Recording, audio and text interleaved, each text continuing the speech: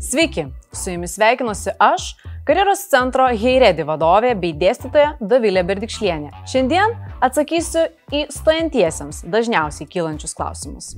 Įstoti į SMK galima dviem būdais. Pirmasis būdas – SMK atskiras priėmimas, kada stojimo paraiška teikiama per SMK priėmimo portalą, kurį galite rasti mūsų puslapyje www.smk.lt skiltyje priėmimas. Antrasis būdas – bendrasis priėmimas, kurį organizuoja ir vykdo Lama BPO. Paraiška teikiama per tinklalapį lamabpo.lt. prisijungus prie bendrosios priėmimo informacinės sistemos. Asmenims vidurinį išsilavinimą įgijusiems nuo 2024 metų reikia būti išlaikius ne mažiau kaip 3 valstybinius brandos egzaminus – lietuvių kalbos ir literatūros, matematikos bei laisvai pasirinktą valstybinį egzaminą. Šių valstybinių brandos egzaminų balų suma negali būti mažiau nei 16 balų iš 100 galimų. Asmenims stojantiems į menų studijų krypčių grupės studijas reikia būti išlaikius ne mažiau kaip 2 valstybinius egzaminus – lietuvių kalbos ir literatūros ir stojančiojo pasirinktą egzaminą.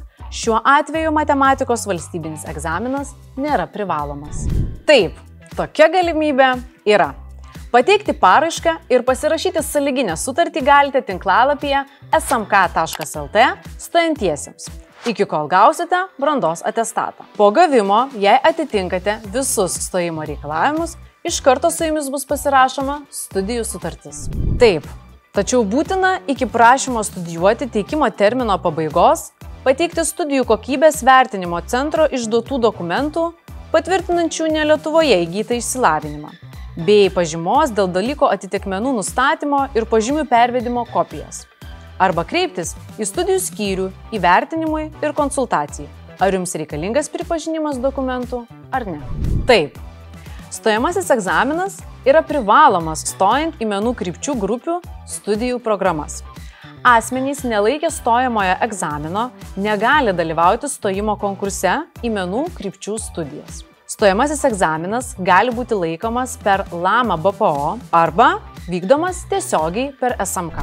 Abiturientai, kurie bus išlaikę 3 valstybinius brandos egzaminus, SMK aukštojoje mokykloje galės rinktis aukštojo mokslo profesinio bakalauro studijas ir įgyti aukštojo mokslo diplomą informatikos, menų, socialinių mokslų, sveikatos, teisės, verslo ir viešosios vadybos kryptyse. Tačiau nuo 2024 metų SMK taip pat siūlo trumpasias studijas bei profesinį mokymąsi. Profesinis mokymasis yra skirtas asmenims, norintiems įgyti kvalifikaciją ir tam tikram darbui atlikti reikalingą kompetenciją. Į profesinį mokymą priimami stojantieji turintys ne žemesnį kaip vidurinį išsilavinimą.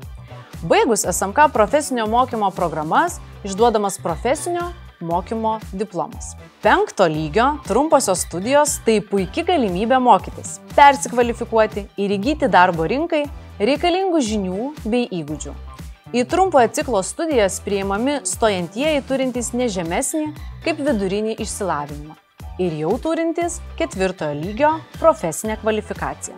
Baigus SMK trumpojo ciklo studijas, išduodamas trumpųjų studijų diplomas. Papildomi balai skiriami nacionalinių ir tarptautinių olimpiadų laureatams, profesinių mokyklų absolventams, asmenims turintiems netrumpesnį kaip 1 metų darbo patirtį srityje, kurią ketina studijuoti, asmenims dalyvausiems ilgalaikėje savanoriškoje veikloje, asmenims baigusiems karinius mokymus arba atlikusiems privalomąją karo tarnybą, arba asmenims dalyvavusiems SMK motyvacinėme vertinime, tai yra motyvacinėme pokalbyje, ir kiti, kurie išvardinti SMK priėmimo taisyklėse 2024 metai.